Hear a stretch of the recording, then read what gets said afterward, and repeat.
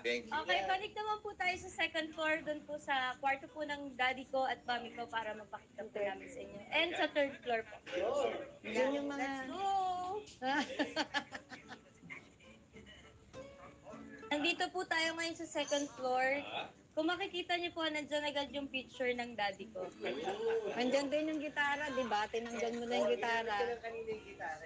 Oh. Tapos, pagpupunta naman po dito po yung magiging kwarto po nila. Ay, sila ano? So, welcome po sa kwarto ng mami at daddy ko.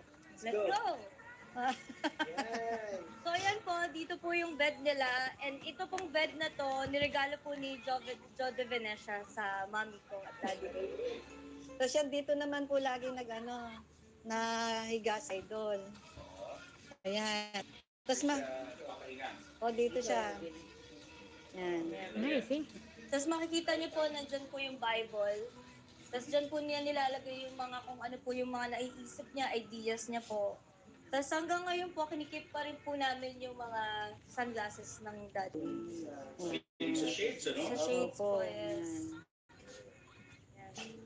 Tapos para po hindi na po sila bumaba, meron na rin pong ref dito, yung TV po, yan. Tapos po kaming pamilya, palagi po kami sabay-sabay kumain. So, ang ginawa po namin, dito na po namin nilagay yung parang dining. Dito na po kami nagbabanding habang kumakain po. Kasi ito, treadmill ni Idol. Yan. Naglalakad-lakad siya. Opo. Tapos yun naman pong yung makikita niyo yung home sauna. Diyan, minsan nandyan po siya sa loob. Opo, nagpapainit po ng katawan.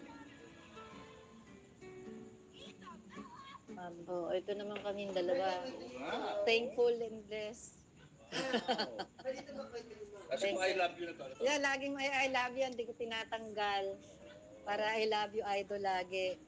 Kasi po meron sila po laging sinasabi parang I love you 3 times a day. 3 times a day. Kaya lagi pong naglagay pa rin ako ng picture sa ulunan ni Idol. Lagi ko siya kinakausap. Pagising, matutulog, bago matulog. Pati cellphone niya, ito pa rin, Sir Julius. Oo, hindi ko inaalis. Ayan. Baka biglang mag-text po eh. Hindi na nagre-ringan sa madaling araw. Sa panaginip na lang po. Pati iPad niya, doon din eh. Yun nga po, nahihirapan na po siyang makakita. So ito po yung ginagamit niya para po mabasa niya po yung Bible. Ito po yung yung Bible or kung ano po na pwede niya mabasa. Ito humihina na yung paningin niya. Opo. Yan yung ginagamit. Yeah, tas, Kasi ito pa, kasi po, ano po eh, like dati po, banding din namin po, nagtutong-is kami. So, ang ginawa po, bumili kami ng mas malaking playing cards. Para Para makita mas niya. makita niya po yung, para yung banding po namin, maganda pa rin po. Yeah. Ito lagi yun sa Bible niya, Sir Julius. Hindi ko talaga tinanggal. Lagi siyang ganyan. Tapos yung ginagamitan niya to, yun nga, yung sinasabi ng anak ko. Magnifying glass. Magnifying glass. Para mabasa niya. Ito po hanggang ngayon, nandito pa rin po yung mga, like, kung ano po yung sulat niya. Like, ito po yung parang composition niya, mga ganyan. Meron akong nakita dyan yung parang nagpapaalam dado mo. Yeah. Ito yung sinasabi ko po sa inyo kanina na hindi ko alam. Mga friend na nilista niya. Yan po, nakasulat lahat po. Hindi ko alam na nagsulat siya ng mga friend niya dyan. Dami, no?